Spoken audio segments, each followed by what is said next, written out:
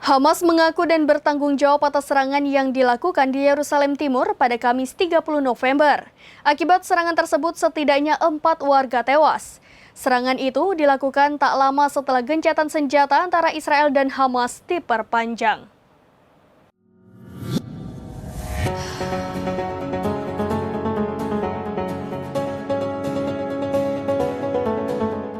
Hamas mengaku dan bertanggung jawab atas serangan mendadak di Yerusalem pada Kamis 30 November. Di mana akibat insiden itu setidaknya 4 warga tewas. Serangan itu dilakukan tak lama setelah perpanjangan masa gencatan senjata antara Israel dan Hamas. Polisi setempat menuturkan bahwa 2 pria bersenjata yang berasal dari Yerusalem Timur itu menyerang halte bus di sisi barat kota.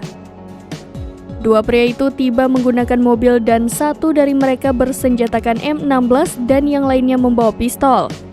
Sementara itu Hamas menyebut serangan itu sebagai respon terhadap serangan dari Israel. Sebab Zionis telah melakukan kejahatan yang belum pernah terjadi sebelumnya dengan menjajah di jalur Gaza dan anak-anak di Jenin. Dalam video yang beredar terlihat bahwa 2 orang pria keluar dari mobil. Mereka langsung menyerang orang-orang yang berada di halte bus tersebut.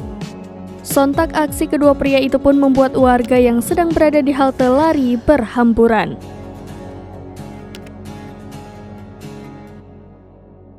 Demikian informasi terkini Syedara Lun. Saksikan terus berita lainnya di kanal YouTube Serambi News, website dan Facebook serambinews.com.